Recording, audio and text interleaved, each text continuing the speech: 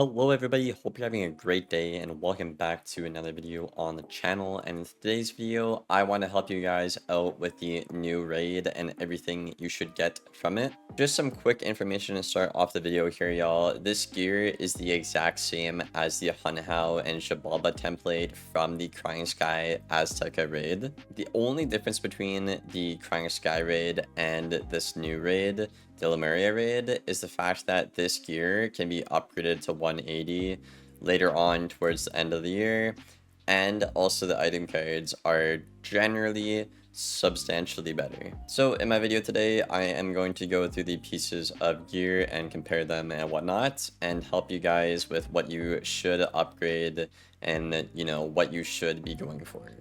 Also, little side note here, this raid is substantially easier than the Crying Sky raid, so if you are looking to PvP right now and whatnot, you don't have to just do Crying Sky anymore. You could do this new raid instead. That being said, I have found it a little tough to find like active guilds in the community that are, decent or good at winning. So even though it is easier, yes, and as someone who has now beaten the raid, it is definitely way easier than like Crying Sky. It's still very fresh, very competitive, and a lot of guilds aren't going to take, like newer, not experienced players. Because obviously every time there's a gear update or a meta update in this case, everyone is competing to get that gear as fast as possible to get back into queue and whatnot. All I'm saying here is if I'm having a hard time finding guilds to get in that are, doing well and whatnot, the more casual person or someone with way less experience than myself, for example, is going to be absolutely hell trying to get in and do this new raid. Even though this is probably the easiest raid, if not the second easiest raid, I would say, out of all four of them. But yeah, without further ado, let's get into things right away here. Okay, so let's get into the gear. I have the fire hats right here. So we have Crime Fighter, which is essentially the Hunhao template. And then we have the Private Eyes hat, I believe it's called. And that is the Xibalba template. Now, I believe every Xibalba hat gives a tier 5 King Artorias, if I am not mistaken. So that's really nice, that's just an extra card you don't have to pack in your main deck. At least in this case, this example on the fire, as good as the Xibalba fire hat is, and a tier 5 King Art is very nice to have as an item card, the fire meta is to run the Wastelander hat. So unless somebody can cook up a new setup with like the Xibalba hat or the Private Eye hat here that is somehow better than the current Wastelander hat right now, you don't really need this at the moment, but I would say it's definitely not bad to have in the future. Okay, now let's get into the pieces of gear that you are definitely going to want to get. So for the hats, of course, if you are running a Xibalba hat right now in the meta, so that's going to be schools like Life, Storm, I know some Ices run Xibalba hat as well. You are definitely going to want to get this upgraded. For example, on the Ice Xibalba hat here, you actually get a free tier 5 Frost Giant, which again is a spell you no longer have to pack in your main deck or a TC because it's a valuable item card on a valuable piece of gear. So this is really good. I'm not sure if KingsIsle intended to actually put good item cards on it this time. In the past, or even if we compare it to the old Hunhao gear or whatever, the item cards are really bad. But if you are an Ice player and you do run the Xibalba hat for your build, like a lot of people do, definitely get this hat. That Frost Shine is 1000% worth it. And obviously, the extra benefit of upgrading to 180 when the cap goes up. Alright, moving on to the Life hat. I actually got this dropped in my raid runs with the Mystical Penguins. You actually do not get a Life King Artorias, so I was actually wrong. It's not always a tier 5 King Art or whatever, right? In Ice's case, it's a 7-pip Blade counter. In Fire's case, it's an 8-pip Shield counter. And with Life, it's Spiny, which is a 10-pip Dot counter. But either way, right, these are all tier 5, and all of these item cards are great. I don't think any Life is going to complain about this tier 5 Spiny item card, I think before you got like some trash blade or something, which is like okay if you're doing a PvE strat, but nobody really wants to play like that in PvP, right? So this is just better competitively, at least. Next up for death, you're going to get a tier 5 Skeletal Dragon. This is really good simply because Pyre Dragon is the best fusion in the game. So you just get an extra Skeletal Dragon copy to fuse quicker with your Elephant to get a Pyre Dragon. That is really good. Obviously, Death is a very versatile school in terms of the meta and what stats and builds you can run. So a lot of deaths run Wastelander hat and not Xibalba or this new hat in this case, but this is good to have just in general. You might see deaths switch to running this specific hat just for the extra ease of fusing that Pyre Dragon. And for the balanced Xibalba hat, I keep calling it Xibalba even though it's private eye now. I'm sorry, it's just habit. It's been like this for years. You probably know what I mean. But for this hat, you get a tier 5 shield counter, Power Nova, or whatever, which is just great to have. I think most balances are running the Xibalba hat setup now. Some people are running Wastelander still. That setup's not bad. I wouldn't say you need this one, you know what I mean? But it is still just better than the item card you get on the Xibalba hat from the previous raid. Okay, and now we have the Storm hat. I'm actually really excited for this one. The Storm hat is really good. So you get a tier 5 King Artorias. That is the heal clear conditional. So essentially, this is just a free heal counter you get, and it's something different than like Triton. Shading is a pretty popular thing still to this day, right? So just having an extra heal counter like the King Artorias here is very great to have. Definitely recommend getting this new Storm hat because the item card is actually very, very valuable compared to the old item card of the Xibalba, because the Astral Blade is dog shit. You know, nobody even runs that. You just X out of your deck because of how bad it is in PvP. Okay, next up we are going to talk about the robes. So generally the Hunhao and Xibalba robes aren't that good, and the only schools that can afford to run them are the schools that generally get good stats. So it's gonna be like, you know, balance, life, death, ice, that kind of thing. You know, I guess Myth runs it too as well, but Storm and Fire can't because they give up too much HP and they're too squishy and they will die too fast.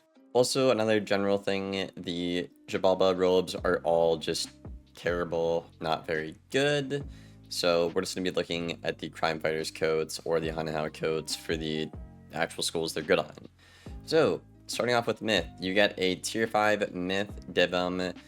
This is okay. It's not as good as the Hunhao robe because the Hunhao robe actually gives a tier 5 stone, which is way better than Myth Divum currently.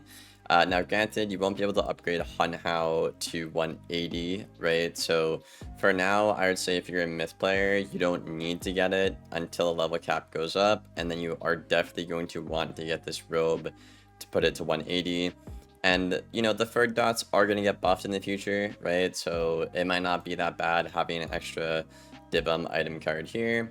So I would say definitely try and invest in getting this for the future. But as of like right now, if you're a Myth player, you don't need it. You still have, you know, half a year or something before you're going to actually need it. Next up, we have the Ice Robe. Now, the Ice Robe, you get a tier 5 Ice Elemental, which is actually really good. One of Ice's best cards right now, in my opinion, actually. And compared to the old Hunhao Robe, it's actually a Path B Colossus, which is kind of mid. I mean, like, it's okay. You could do some stuff like turning 3 folds into 55 traps against balance, but that doesn't really work too well because balance just runs trap counters, right? So, in my opinion, I would say this new robe is better for ices because Ice Elemental is just generally better across the board. Unless you have some kind of niche strat where you just do a bunch of, like, you know, stacking 55 trap Colossuses or whatever on the ice. I would say this one, the new one, is just way better for most players in the game. Next up, we have the Life Robe. Now, this is a little tough. I'm going to say the Hunhao and the Crime Fighter coat here are equals because, you know, Hunhao is a tier 5 Centaur and this new robe is a tier 5 Lumi. So they're both equally good. I don't think it's really going to matter for right now. I personally would probably prefer the Lumi for my playstyle. I play pretty aggressive on my life. But you know, similar to Myth in a way. You don't need it at the moment, but it's good to invest in for the future when the cap goes up. Next up, we have Death, and for this one, you get a Headless Horseman item card, which is really good, because with the Hanhao item card, you got a Path B Wraith, which, you know, wasn't bad, I would say, but I would say generally, Headless is probably just better, you know? So I would definitely try and get this robe if you can on a Death Wizard. The balance robe, we have a Path B Ninja Piglets, which is essentially a hit and 5 round deferred dot for 4 pips. This card is absolutely terrible. If you are a balance wizard, I would just completely stay with the Hanhao robe you have, because Hydra is actually a decent card to have in the meta right now, and this new Ninja Piglet or whatever is just absolutely terrible. Okay, next up, we are going for the boots. Now, the boots generally are going to be meta on every single school, except for the healing schools, simply because they just give a crap load of stats, you know what I mean? So starting off with the fire boots, we are going to get a item card, Elemental Blade, which is not bad. You could definitely use that in PvP, but right now you get a furnace item card with Shibalba, which I would argue is actually better, but either one is not bad. Okay, this is Liam from the future. I actually just scrolled through all of them, and essentially all of the item cards are just tri-blades. So if you're a life wizard, myth, or a death, you'll get a spirit blade. And if you're an elemental school, you'll get an elemental blade. So generally, these Shababa boots are just better because of the aura. It's just better. Okay, next up we have the new wands. These new wands look absolutely amazing. You might have seen them in the game. Just the aesthetic of them look great. You know, you don't have to do it just for PvE or PvP. But the thing is, they are still the best wands in the game, whether it is PvE or PvP. And in this case, it looks cool, so I mean, like, why the hell would you not get it? Anyways, the item cards on these wands basically are an aura to your school. So for example, on the fire here, you can see you get a furnace and you get an elemental shield because you're an elemental school. If you're a life, you get a spirit shield, that kind of thing. Again, I'm just gonna do this side-by-side comparison here, at least with the storm one. The new wand is just objectively better than the Shibaba wand because the item card shield you get will help you in mirrors and against ice, and pulling an extra galvanic aura is important since we are in an aura ping pong meta, so that's a very big deal. As for everything else, like the themes and the rings, of course they're not going to be upgraded at all or any different because they don't have item cards. So the themes, rings, and even the decks don't really matter, at least until the 180 cap goes up. But what I will say is some of the amulets actually aren't that bad. So for example, on a fire, you usually run like the Hanao amulet. And in this case, you actually get a item card Blade, and I think either a Blade Dilution or a Trap Dilution.